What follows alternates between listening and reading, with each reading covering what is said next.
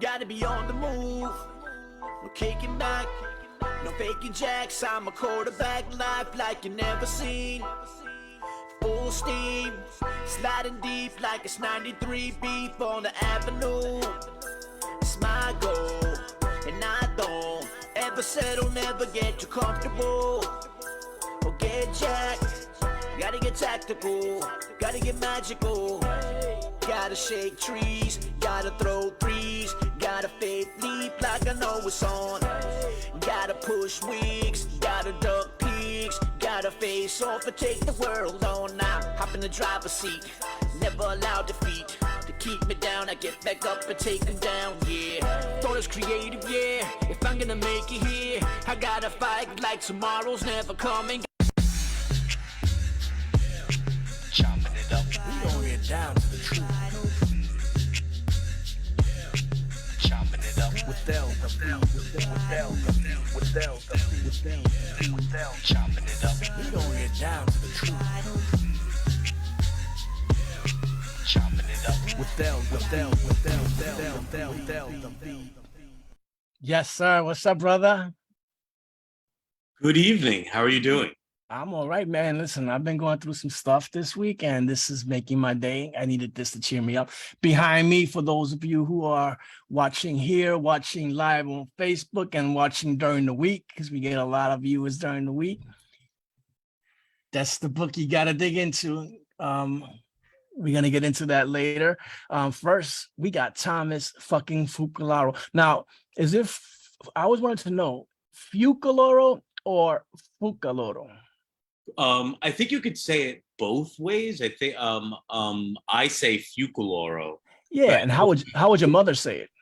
Fucoloro, but I know like some purists will be like, no, it's Fucoloro. So yeah. you know, So Thomas fucking Fucoloro. Yeah. I told Roya Marsh there's certain poets out there that you just have to add that in between their name because they're that dope. So we have Thomas Fucoloro. Thomas Fucoloro is the winner of a performance grant from Staten Island Council of the Arts and the New York City Department of Cultural Affairs.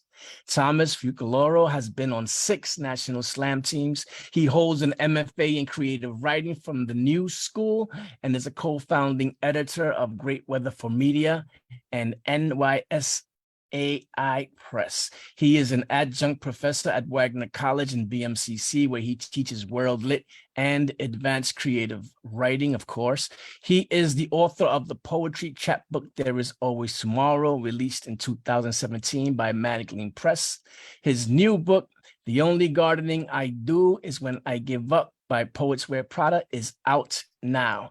Since 2016, Thomas has helped in building a community of poets in Staten Island, focusing on making poetry accessible to all, either through the Life Vest Poetry Slam, the Who Needs Healing reading series, or the free workshops offered at Staten Island libraries and other various organizations. Thomas Fucoloro, everybody. What's up, my brother? Hello, how you doing? And just a small thing, a correction in that bio. The new chapbook is actually by Finishing Line Press. Finishing Line. I noticed that as I was reading, and I was like, I was just about to ask you that too, because yeah. And before we go into that, we mentioned them. Let's. Can you just drop their website real quick? Yeah, I believe it's got it right here. finishinglinepress.com. They're a press based out in Georgia. I'll throw the link in the chat and stuff. Awesome. I mean, we are going to talk about your book. You know, you see my interview, so I'm going to ask you questions that nobody else will ever ask you ever again. And there's more to get to know you. You know, we definitely got to dig into the book, but we all love your work, right? From your writing to your, and I call it explosive performances. But I want to know more about the machine that is Thomas. Like, what is it that you would like the world to know about who you are deep down inside? Oh, that's such a wow. That's a crazy. Wow. That's a big question. I don't know. I think that I'm just always trying to get better or be better. whether it be as a poet or as a person. So I think right now, that's the best way I know how to answer that question, is just trying to just always look at every day as an opportunity to just be a little bit better than yesterday, which doesn't always happen, but you try anyway. Yeah, you do both of those things great. So congratulations on accomplishing that. How did Thomas meet poetry? How did That's the title of your next book, though, by the way, when Thomas met poetry. Yes, I love it. I mean, I think like all of us when we're younger, it happens first with music lyrics. I think that's what it was, just writing lyrics, like pretending like wanting to be like Led Zeppelin or something, or just, just writing down lyrics. But when I went to the College of Staten Island, and I guess I was like maybe 19 at that time, I discovered E. Cummings and this amazing poem, A Leaf Falls Loneliness. It's this short little snippet of a poem. And it just changed everything for me, because you can just kind of, it allowed for a freedom of a way of writing and expression that I couldn't find anywhere else. Like, whether it be short story writing, or even lyric writing, or like, fiction writing, nonfiction writing, like nothing ever. I mean, I'm sure,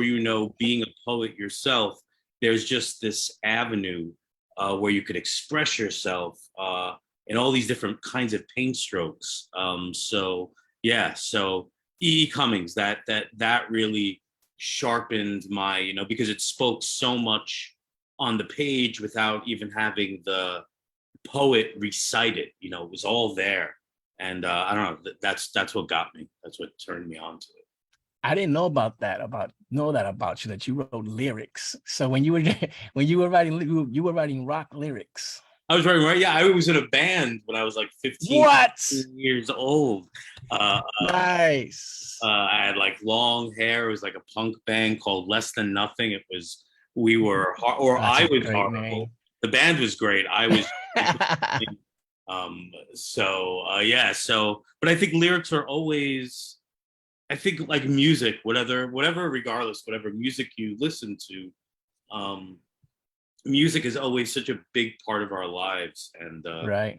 And it happens at such a young age, and something that I always say, which is great about poetry, music, whatever, if you're in a band, I know that you do music and you produce your own music, you have the guitar player, the bass, the percussionist, the sampler, like there's so many, all these elements, but when it's just you on the page or the spoken word, like you have to be the whole band.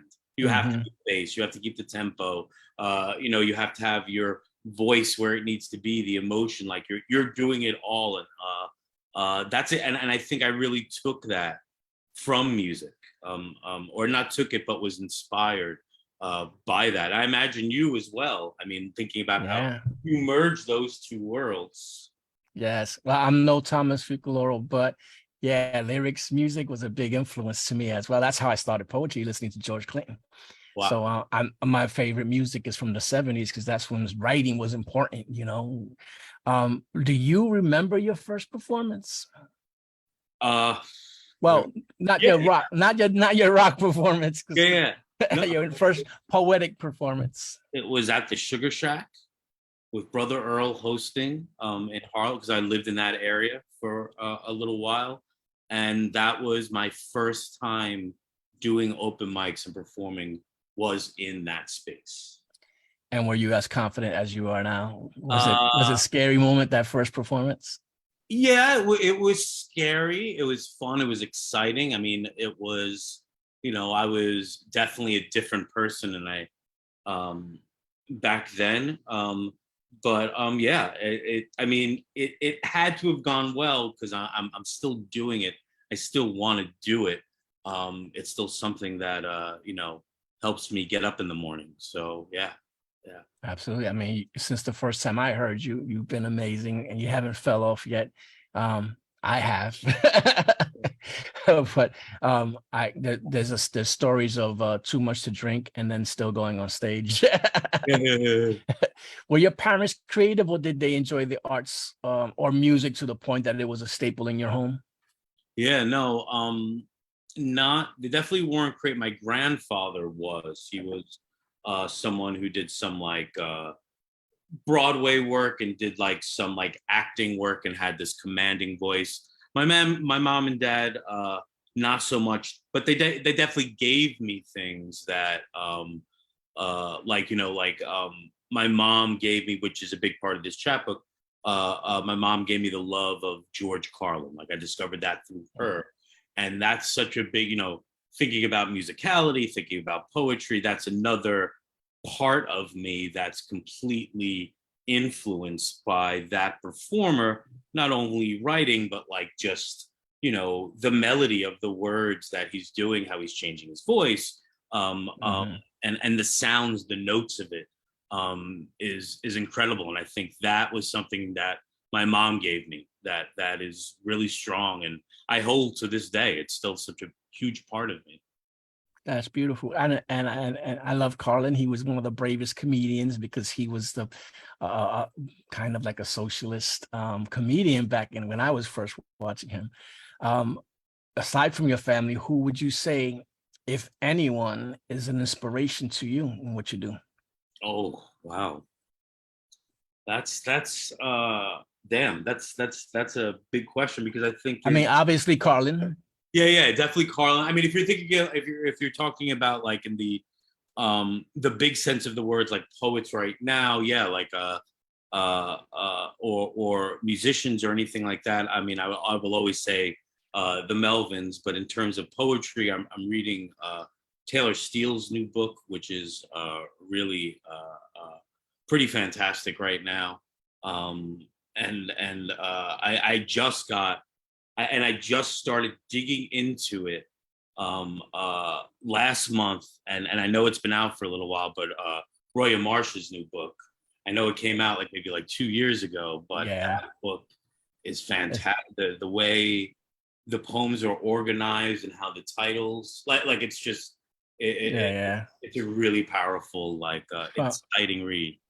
I actually when I was reading yours, I thought of her book because it had not. I mean, you both have distinct styles, but like it starts with the artwork, right?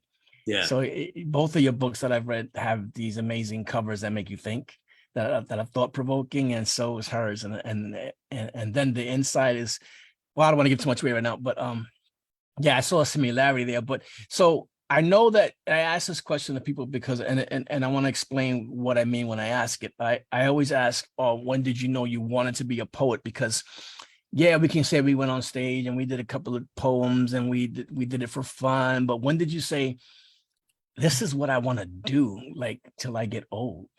Yeah, I mean, till I die. I that I don't know if I could pinpoint. I think that I've been, I've been doing it for a very long time, and I've just gone through various cycles. I guess no, I could say I think when I really started to when I was heavily, I mean, a long time in my life doing drugs. I think when I really sobered up from that, and not saying that I haven't fallen off, but like when the dust began to clear, when I was like, I'm 45 now. So I would say when I was about like in my early 30s, that became my new addiction. Like doing that, like going out, going to venues, setting up readings, working with poets, all like that became the new addiction. Maybe, sometimes even to a fault. Like it sometimes consumes what I'm doing. Yeah. It's a great consumption. But it can be overwhelming and overpowering. But I think that was, if I had to pinpoint, that was when maybe that transformation, like I need this, to help me keep moving forward. I'm gonna change what you said. Not when it became your addiction, but when it became your sustenance. When I think that's when it became my sustenance too. Like I think that was I think that was the satisfaction. I really found, I think I'm a performance poet. I try to be a page poet, but I really think I found the performative, therapeutic, Mhm. aspect of it. I very much believe all poets, whatever you're doing performance wise, should be getting paid. With that said, for me, I will read in your backyard for free, because that's, I need it. It's something that Yeah. hopefully it resonates with you, but it's going to help me. Maybe that's a selfish thing, I don't know, but it helps me move forward, on my artistic and also I think my personal journey as well. I No, sound very no, you're right. Ray I agree Buzz stuff. completely. No, I love it too. And yeah, and I get paid events, but I also I'm there whenever anybody calls me, no matter what, because I love it. Because it's first and foremost for the love of it. I believe the more you give, the more you get, and whatever you give to the universe comes back to you multiplied. I got very Gandhi-ish right there, but it you just had a teaching moment, so I wanted to give my little teaching moment. Okay. If you weren't a teacher or a poet, what would be your dream job? Hmm. I think something having to do with artists. So artists, I did that when I was younger, but that never Mm. turned into something. Um, but that's all I could ever really. Um, yeah, that's all. Maybe programming of some kind. Like had a couple of jobs with that, where programming and developing programs or educational programs. So I guess it would still be in that field, but Mm.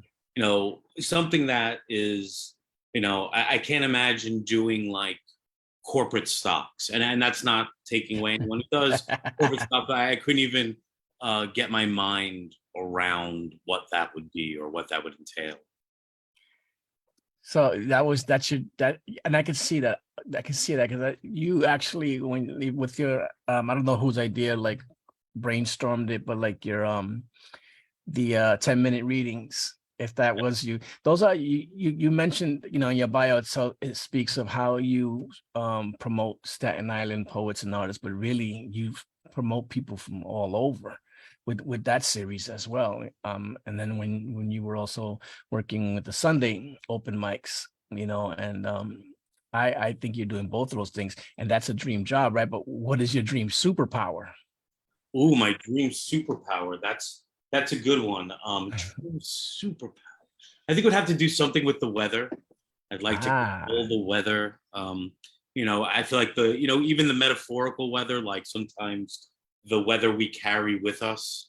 If I could just change that in an instant, from thunder clouds to a nice sunrise, that would be good. But if I could also do it literally, that to Storm. If I could be like Storm from the X-Men, that would be really cool.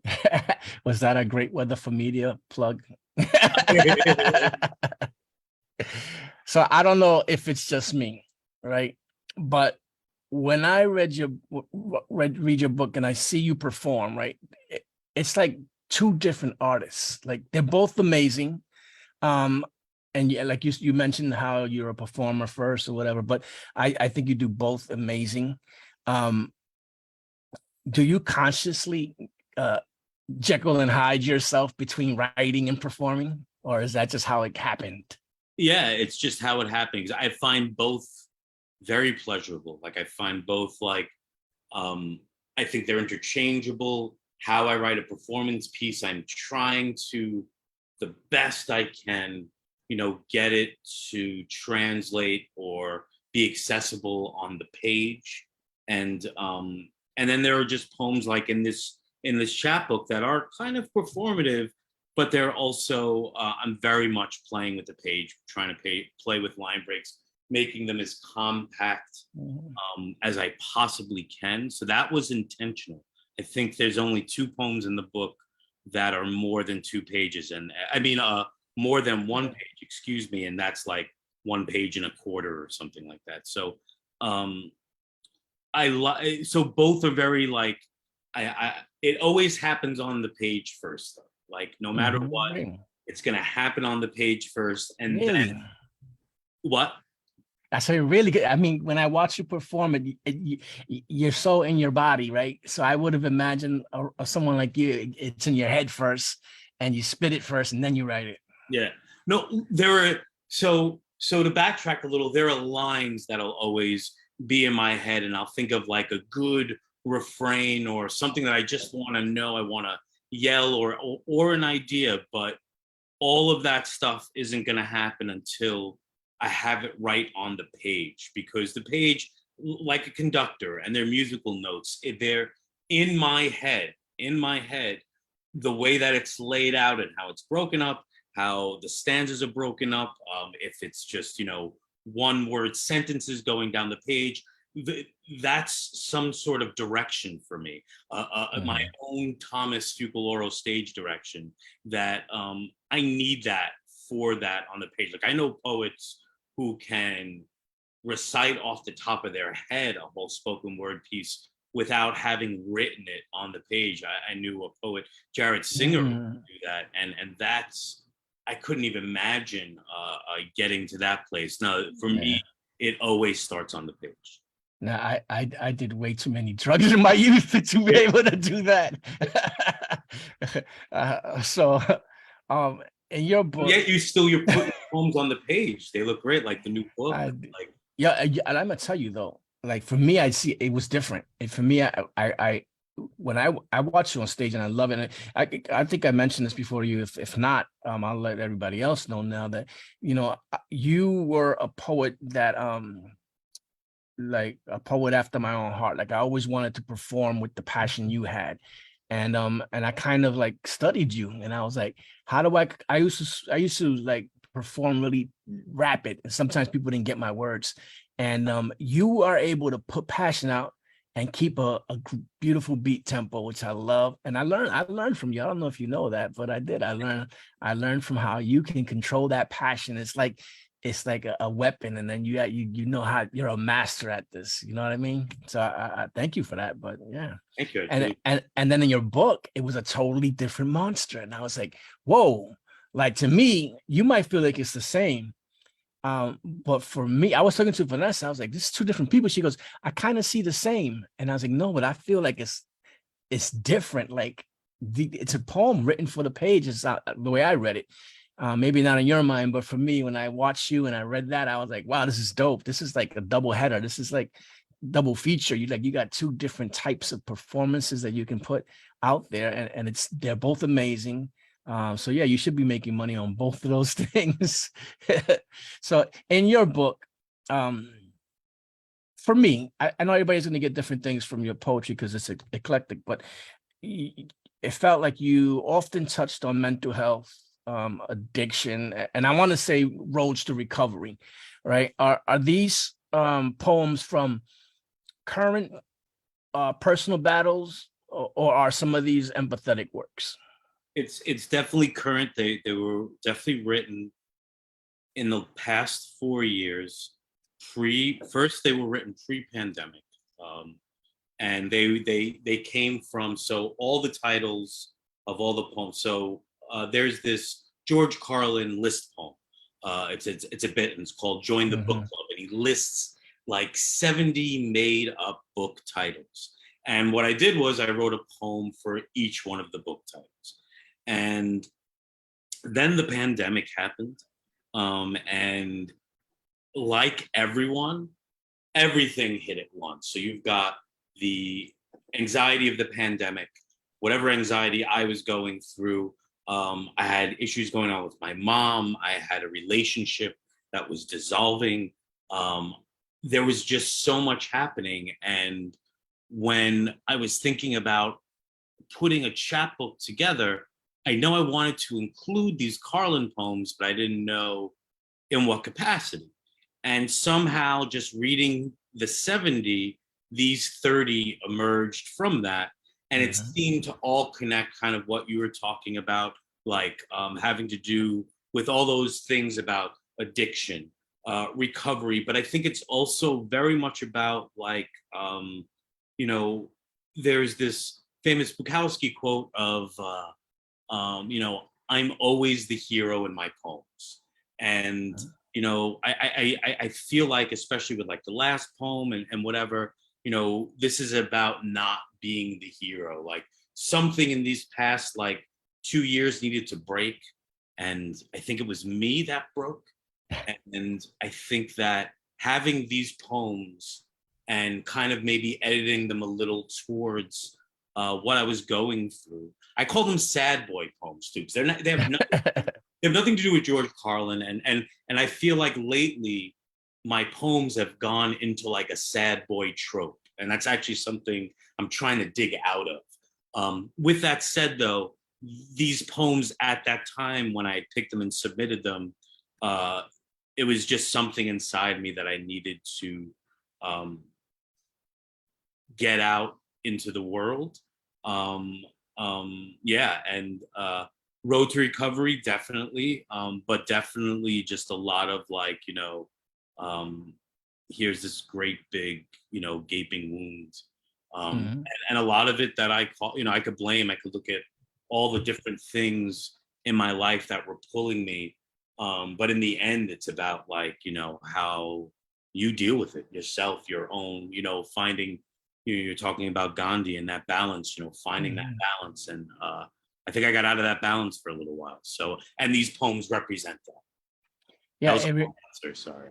no, that's fine. I love it. It reminded me when you said that they have a poem. I don't remember it offhand that you wrote. Well, you performed. I saw you perform it. Not didn't read it about. I think it was cracked vases. It kind of.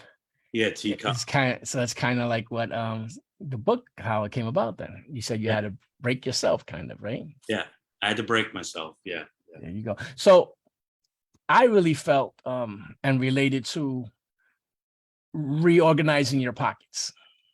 You know, here's how it hit me. You know, it may hit different with different people. It may hit different with you. It hit me as a person who lives with anxiety and ADHD, right? So and oh my God, wait, famous people who were wiry, right? That's another one. I know the titles are from Carlin's Join Up Book Club list, but when you wrote these and pieces like these, were they for awareness or more for personal release and coping? I think they were, I had the idea, and I think it was about, because it changed my writing. It definitely changed my writing. Something else came out. I had something else to write off of, a title, and that title didn't always reflect what the poem was. You know, sometimes the title, like there are some crazy titles that I haven't even shared, but they're some of the most delicate poems, but they're like really, you know, funny and blue titles. And so yeah, so I just lost my train of thought. I'm so sorry.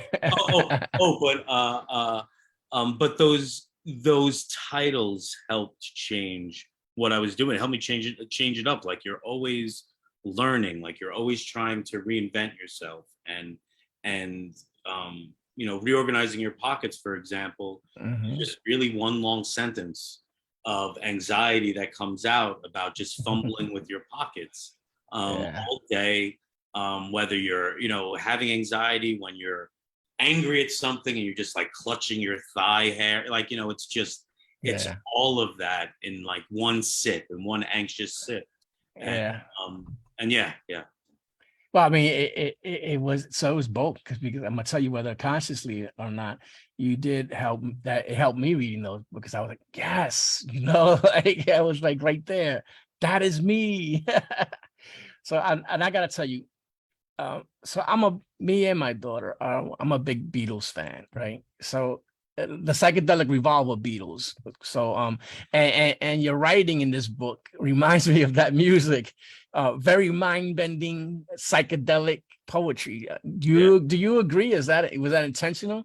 I think that's always been a part of my work, but I think it's something that really stands out in this. I think the reason, because there's such small, compact pieces, that psychedelicness, or that a little bit of that madness, or that you know, that psychedelicness kind of just comes out in those small bursts. Yes. It's like like to this day, people are arguing about Eleanor Rigsby, what it means, and I love it. I love that your poem is like I could read it and have like 5 different meanings for each poem, and I love how that Eleanor. I think I don't know how many years ago, but one of the Beatles, I can't remember which one came out with. I think that was just my neighbor's name, and I liked it. Yeah. So, what's the most important thing you want people to get from this book? Wow. I don't know if there's a specific thing, because I think like you just said, and and I'm talking about why I wrote it. But just like you said, I hope it's a couple of different things, 5 or 6, I hope it's not just one. I hope there are moments that you can relate. I hope there are moments that you're confused.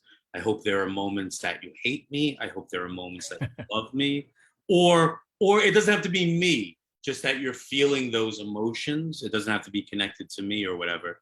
I don't mean to make it that way, but just to, it was, like I said, like, these past couple of years have been just like this ping pong match I think we're all dealing with. And,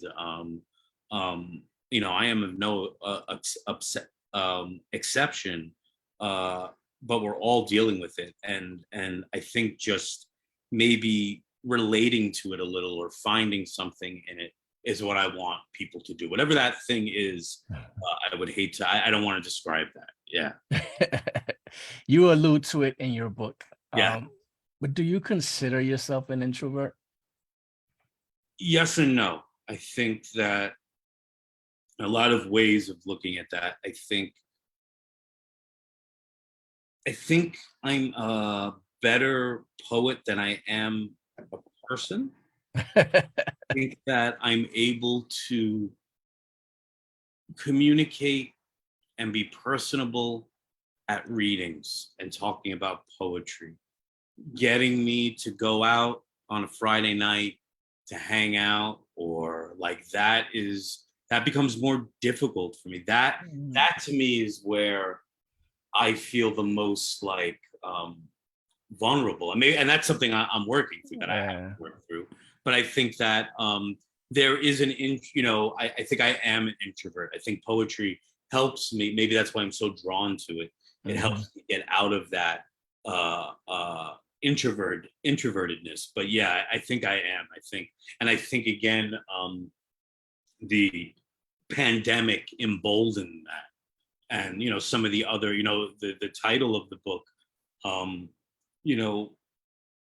there are so many times that I think in the past couple of years, and when I say like I gave up, I don't mean like I gave up and I just cut everything out. Sometimes there's just a part of you that gives up. Like you're still moving forward, but you lost something else just gave up in you. And just trying to battle with that and move forward with that. So that. Yeah, I'm an introvert, but I cannot be an introvert on stage, right? I remember and then sometime in the 90s, I was doing a performance for an event that was promoted by Emmanuel Xavier. And I was more shy than I am now. Like I was really an introvert. And I got on stage, I did my revolutionary art.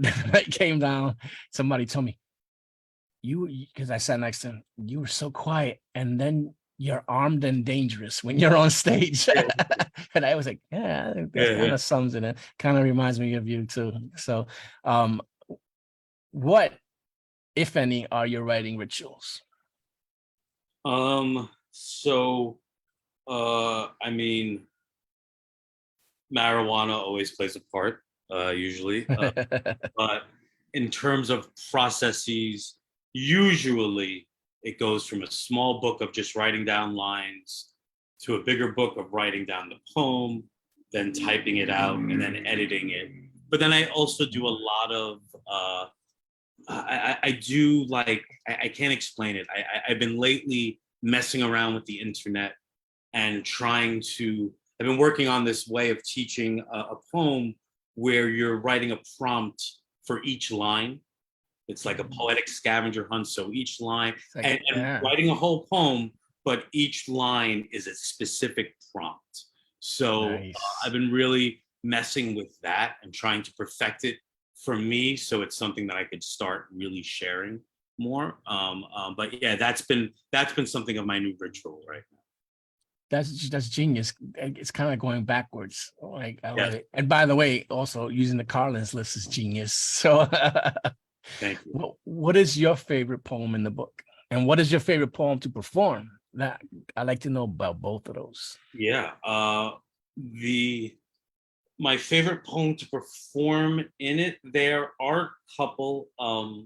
Uh, One of them is going to be like the first one, Apartment Hunting for Devil Worshippers. I just have a lot of fun with that.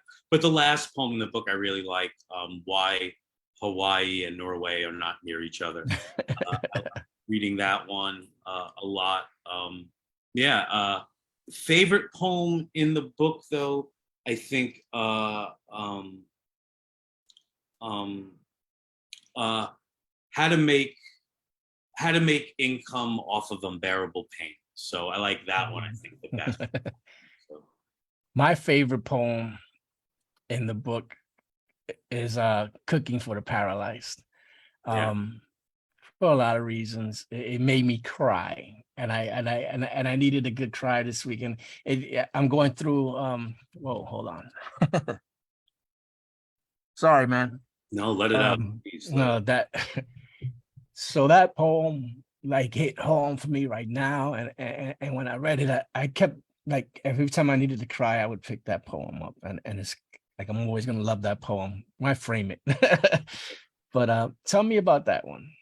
Yeah, so that just like I'm going, my mom, that poem had to do with during that period of the pandemic.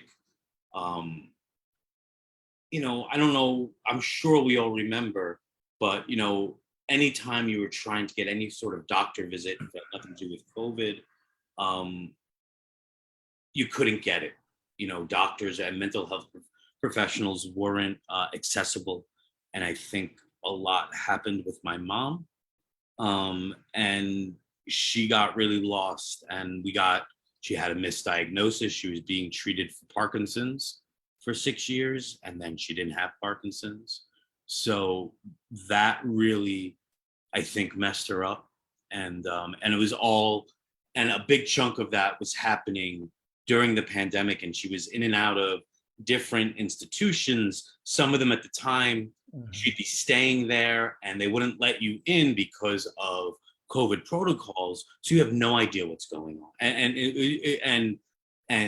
it was just a lot. And that poem is, I think about my mom losing direction, and how that, I'm gonna get emotional. There's a bond, I think, always between my mom and I, and it's always been there. I think I'm a mama's boy. I think that's what it is. Yeah, Always, too.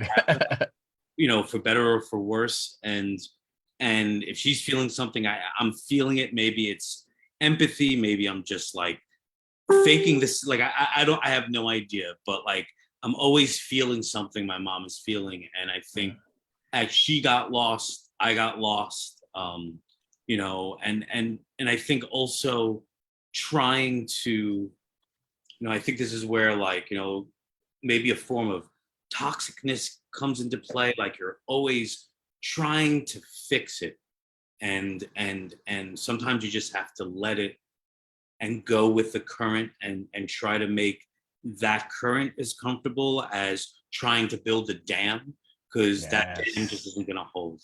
And it just took a while. That poem especially, and I'll read it today. Definitely. Oh, damn. Yeah. If you don't want me to. No, you can't. But see, now you can no longer say Barbara Walters. You're gonna have to say what is the woman that makes everybody cry? It is Barbara Walters, isn't it? Oprah. You made the outlaw cry, and now that it's is there a book, movie? Look how quickly I changed the subject. Is there a book, movie, song, or show that positively shaped your life? Whew, wow. Well, I think we talk a little bit about, poets, movie. I think No, no. I tend to always think of movies just like The Godfather or Goodfellas. Like, I don't Mhm. know why. I just gravitate my head goes into those spaces in terms of changing my life, because there's a lot of amidst all the ugliness and Mhm. toxicness in all those movies, there's a lot of art happening, and who knows 30 years time how those movies will uh, Right. be looked at. But in those definitely shaped something for me. There's something there that um, I pull from this day, the dark humor of it, the rhythm of it, the like it's and especially The Godfather, just in the beginning, just seeing Marlon Brando petting the cat, and just that image of what he represents in that small frame, and the cat, and how small the cat is. It's those I think really shaped me. And you say shaped. So would you say um your current experiences shaped you more or your past? I think they're constantly colliding. I think that there are times I think I'm enlightened, and then there are times like I'm the 28-year-old Thomas making a stupid mistake. Like so. I don't know. I'd like to get more closer to the enlightened Thomas. I'm definitely working towards that. But yeah, I think they kind of collide. Unfortunately, uh, I'm going. My therapist was telling me something about. There are moments in time or past things that have stunted our growth. Maybe emotional growth, and I think that's something I'm still grappling with till this day. Mhm. Like just trying to get over that stunted hurdle, so to speak. Yeah. And you mentioned not being a hero, but I find your life triumphant, So would you ever create, because it's very popular right now, a poetic memoir, Um. maybe in chronological order? Yeah. I don't know. It is very popular. I see. You know. I see the reason why. Some poets I really like not knowing the why. Like so um I think it's not something that I think I'm there. I think I'm very autobiographical in and of Mhm. myself, but to Yeah, have yeah. a timeline of Thomas would, like, I don't know if I'd be able to I'd want to mess with it. So no. Would you ever do Yeah. a poetic memoir? So the last few that I did were they all started as poetic memoirs, and then they mind fucked me and I just got off track. So, Yeah, but they all started as, I'm gonna do this in chronological order. The yeah, last yeah. three, they were all supposed to be, and they all are based on life things, but yeah, and they're not really performance pieces, they're written pieces, but they're mostly vignettes actually. But yeah, it's hard because your mind, well, my mind's just, uh, uh, uh, um with the ADHD thing. So you start something and then you stop and go somewhere else with it. So is there an event in your life that you would do over if you had the chance? Oh my God. I mean, yes, You there are so many events. got to enjoy these questions because no one's ever going to ask you the Yeah, questions that yeah, yeah. I ask you. No, they've been amazing so far. I've been giving suitable answers. Amazing answers. I think they're just life of, yeah. Um, I think there's so much looking back now.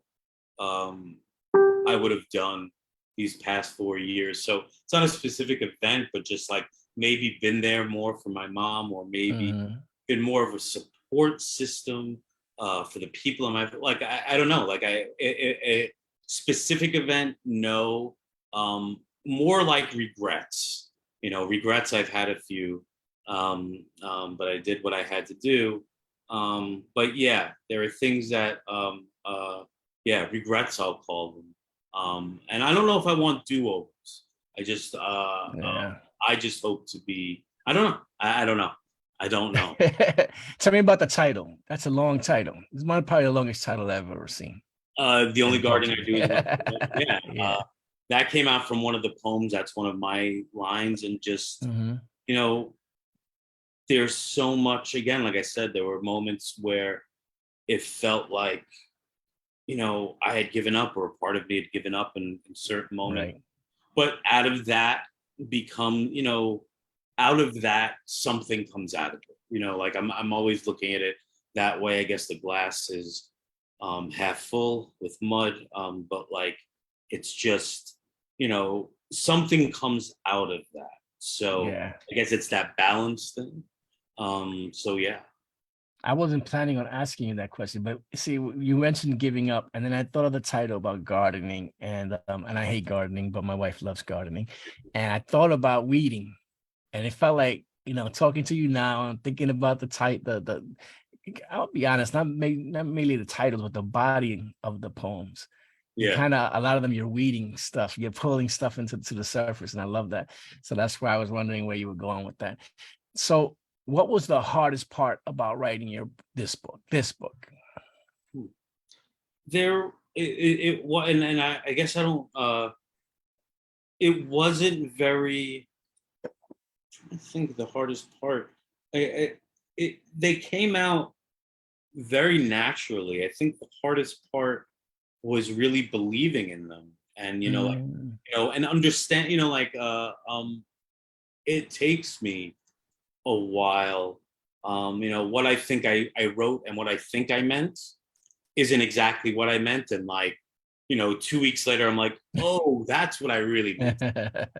So I think it was really understanding what they were, like, I think, oh, this is a really positive poem. And then I read it a couple of, I was like, oh, this is about wanting to be positive, yeah.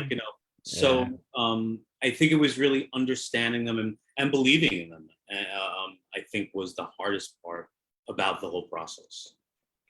Describe yourself in a hashtag Oh my God. Let's for the see. new generation. Yeah, no. Hashtag Grumpy Bear. That's your new alter ego. Yes, fantastic. So, what did you hope to accomplish with this new book? Um, Was it just like releasing? yeah, I mean, I guess just sharing it. Mm, I felt good about it. Like after I had understood it, and like you said before too, there was a different part of myself in this, so I just wanted to share that. Um, and in terms of I don't know. I never know how to answer those questions sometimes, because I'm not even sure what I want to accomplish with yeah, it. because it's just who you are, and you just doing Yeah, what you do. yeah. Exactly. What's next for you, man?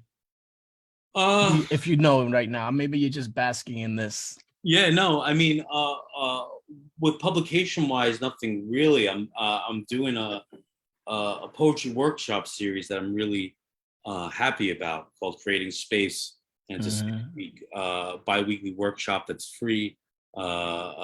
Peggy is going to be doing the next one on Saturday. Peggy Robles Alvarado. So that's going to be great. We have Drive Poetic, Advocate of Words, Timothy Dwight, Mario Jose Pogamarat. Like, so we have all these fucking great Yeah. poets doing these free online workshops, and so that's kind of what's next for me. I mean, there's also the 10-minute feature stuff, and Great Weather for Media will Yeah. be accepting submissions starting October 15th. Anyone out there in streaming land want to send us poems, please do. Look at this guy. See, he's always supporting everybody. I've been lucky because I just had nothing but awesome poets in these segments, and I'm excited. Like, is this gonna stay this way? So now you've seen my interview, so this is the part that has nothing to do with nothing. We're just having fun. It's called No Cap 10 Pack, and you're gonna pick out of two things without thinking, just whatever you feel is your choice. You ready? Okay. Allen, and it might get you in trouble, especially the first one. Allen Ginsberg or George Wallace? Allen Ginsberg. Oh, vegetable or meat? I'm gonna go for meat right now. Beatles or Stones? So I was just having a if I was younger, the Beatles, but as I've gotten older, the Stones. Oh wow, I'm always Beatles. Heath Ledger Joker or Jack Nicholson Joker? Wow, that's a big one. I'm gonna say Jack. Oh, I would say Heath. Yeah. Revolutionary art or revolutionary fart? Wow. That's a difficult one because a revolutionary fart, I mean, what does that even look like? Or I want to know. I want to know more. It's revolutionary. We don't know. It will not be televised. Changes things. So I'm gonna go for the fart right now. I do believe in revolutionary art, but I'm very intrigued by this flatulence through artistry. Rom-com or Comic-Con? Rock-com or Comic-Con? Rom-com. Oh, rom-com, or I've never been to a Comic-Con, and I've seen a bunch of rom-coms. So I would say Comic-Con because I've never been. Gotcha. Open mic or open wounds? Wow, I think they're the same thing. For you, right? Yeah. Quentin Tarantino or Steven Spielberg? I think Quentin Tarantino. All right. Weed or whiskey? Weed. Mets or Yankees? I haven't followed sports in a long time, but I'm gonna say the Mets because I remember the Mets. That's I haven't. Yeah, I tell them I don't follow sport. I follow boxing still, but I've never I haven't cared about sports in about 30 years, maybe 25, 30 years. So look, this is the last one. This is the you're gonna tell me which one is true. Which of these poets have been known as the outlaw of poetry? El David, George Wallace, or Miguel Pinheiro? El David. All of them. Oh, all of them, really? Yeah, nobody ever gets these right. Ever the last one. Awesome.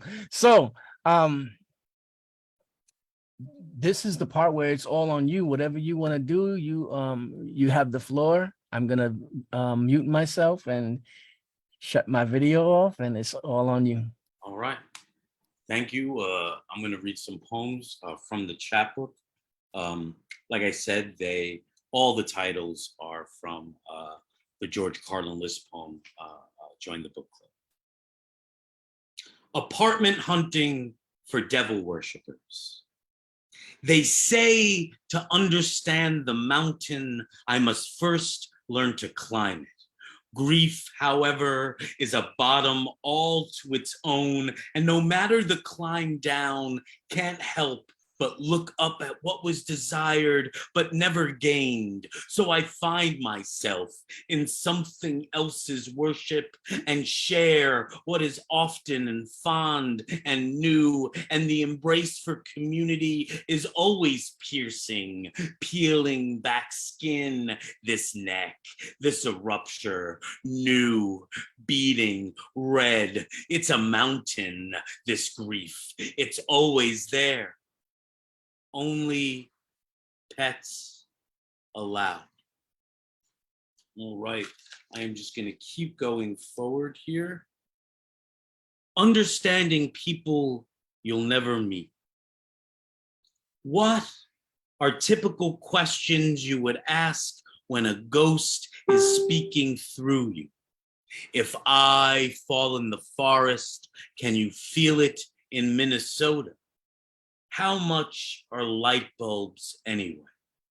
If you're moving at the speed of light, but forget to tie your shoe, can you trip through sound? Can you show me the forest you want to fall in?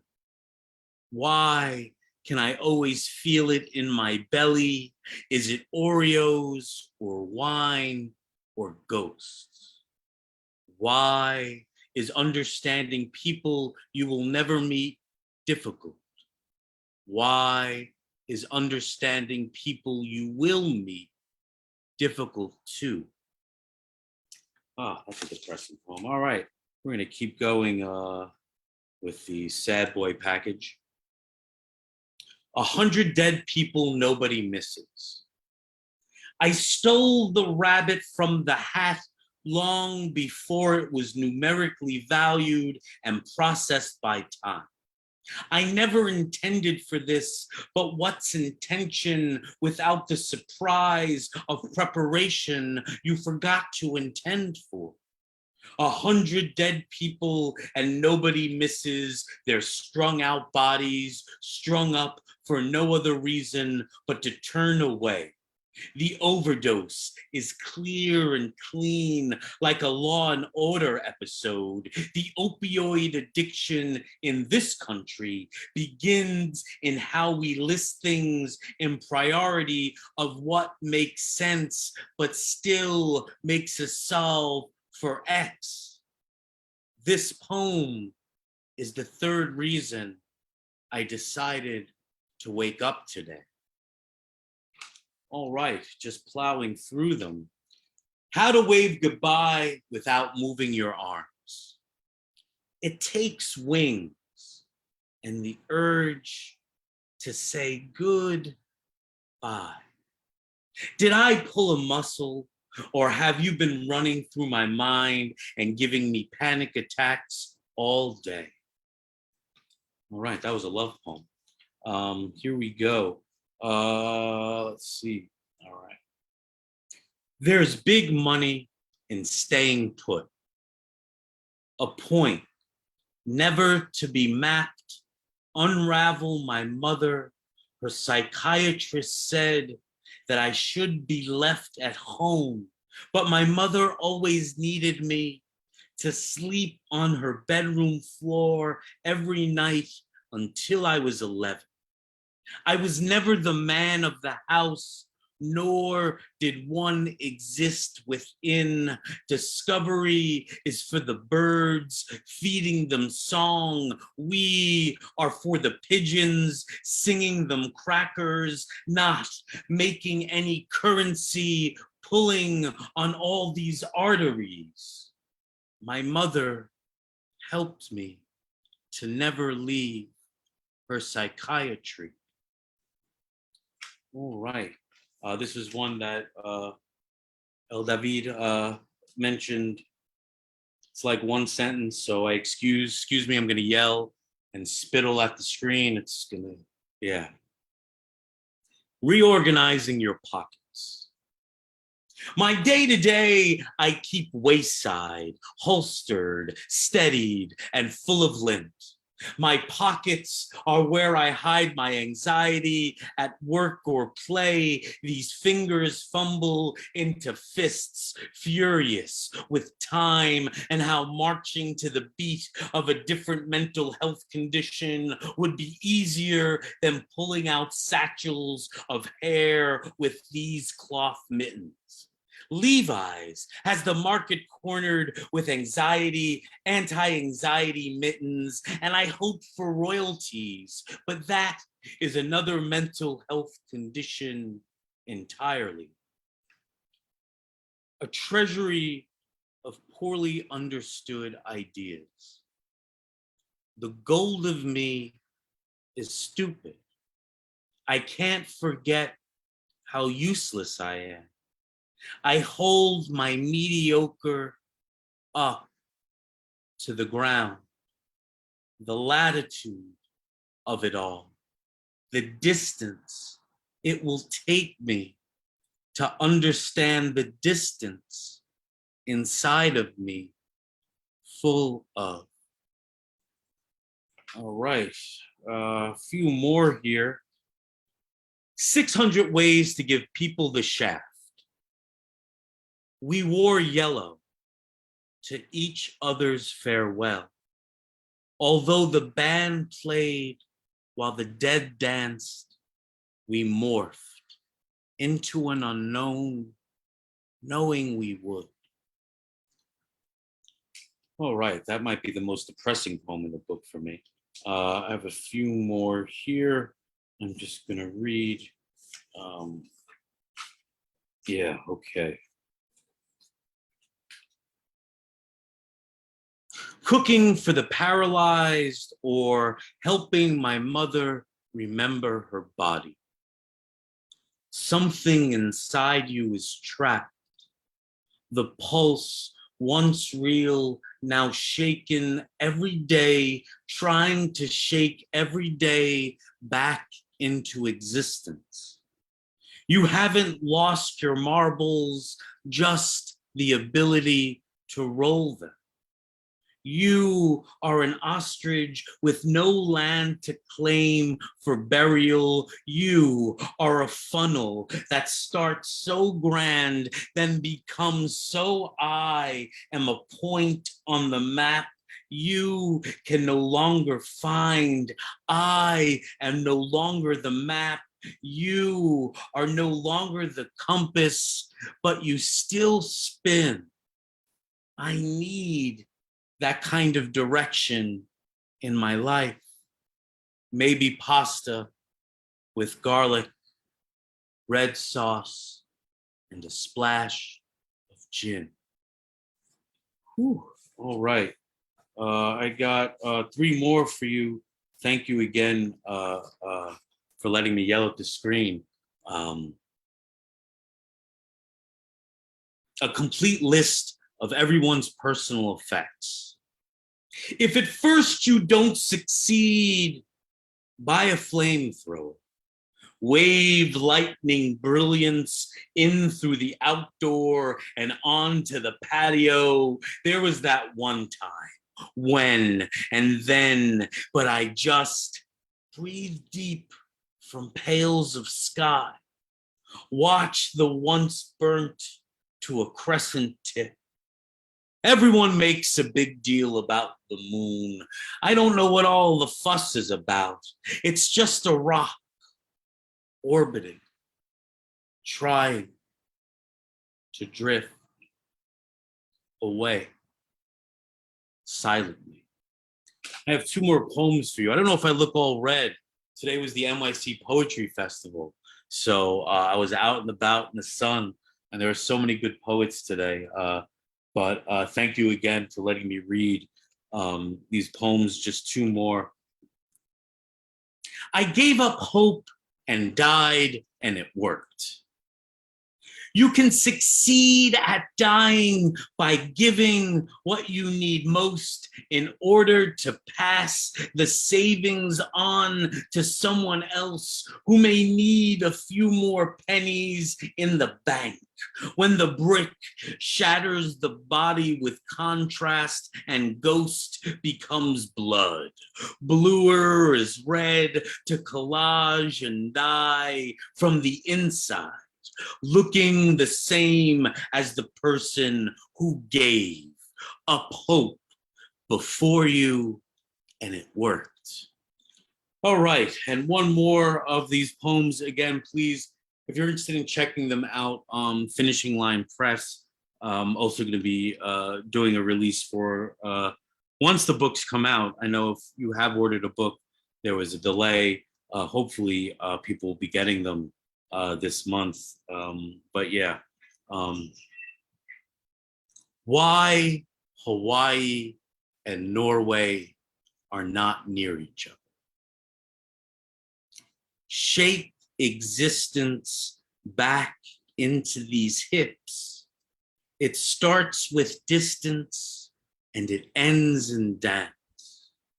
Fill these lungs with tap shoes, 1 swollen lymph node, 2 shake existence back into fear and calm are not near each other, but I understand anxiety.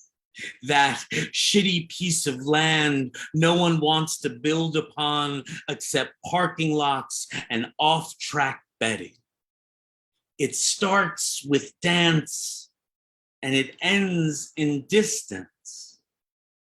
They found something inside my chest. It's not a heart. Thank you. Yes, sir. Thank you, man. Thank you so much. So that was beautiful. This was a great night for me. I appreciate that. You another person making my month. Let's give out your handles, Thomas. How are they Yeah, gonna reach? How can they see you? Yeah, Instagram just at Thomas Fucoloro, and Mhm. Facebook just Thomas Fucoloro. That's it. I don't have anything. Thomas. Yeah. How can they send you money? You got Cash App? Just DM me and I could send you the if you want to order it, or you can order it from Finishing Line Press. But if you want to order the book directly from me, just DM me. Again, at Thomas Fucoloro, whether Instagram or Facebook, and I will respond. You need a Cash App. Yeah, I have Cash App too. What is the Cash App? Yeah. What? Slowly? Yeah, but I would want them to DM me. No, oh, you want that? I got you. Yeah. Let's not then send it to me on the low. Yeah, okay. Send it to LW. Yeah. No, you send me your Cash App. Oh, okay. It's got to be at Thomas Fucoloro. I can't understand what else. Everything is Thomas Fucoloro. All right, so thank you so much, man. Next month we got the another outlaw, Chance. That's gonna be amazing and fun. As always, again, I got another amazing person, another legend in this game. Persistence overcomes resistance. Let's remember that. And I want to thank Thomas. Thank everybody for checking this out. And that's it. We're good. Thank you so much, Thomas. Good night. Thank you so much. Be safe. Thank you. Bye-bye. Hey, Mama, this one's for you.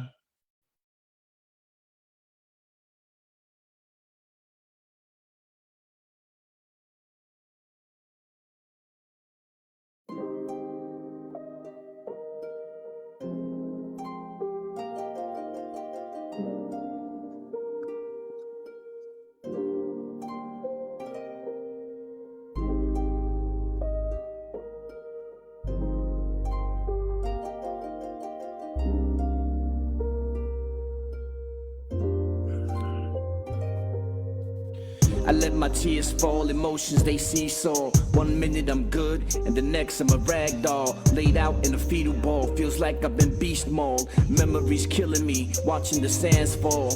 Dear mommy, I love you, don't wanna see you in pain. I know that I'll miss you, and my life won't be the same. But I know that you're ready to say goodbye to this world. Let your suffering end, let your freedom unfurl. And it's hard, I can't lie, I ain't that strong, but I try. Can't watch you wrestle with time, holding on for goodbyes. So good night, Mama Lena, rest your bones and your flesh. Put your troubles to bed, see your ruin up ahead. Say goodbye to the earth, Godspeed on your rebirth. Keep your eyes on your nietos, forgive my wrongs, lo siento. Save a seat for your baby when the universe takes me. I'll see you later, Mama Linda, I love you, sweet lady.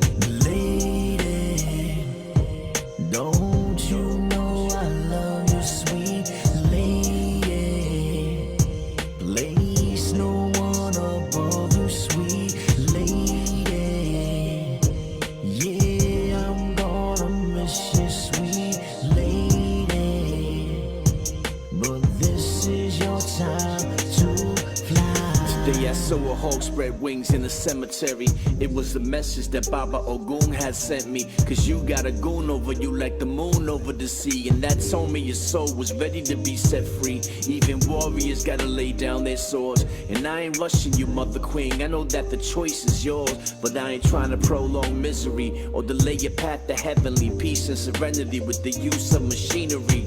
You wouldn't even like that. You would've said, swallow what? Loco, stop that. More than flour, vete pa carajo. That you be okay with this is a hard pill to swallow. Mama, you so tough and at the same time sweet. But you can chill now, mama. Ain't no more demons to beat. Save a seat for your baby when the universe takes me. I'll see you later, Mama Linda. I love you, sweet lady. Lady, don't you know I love you, sweet lady.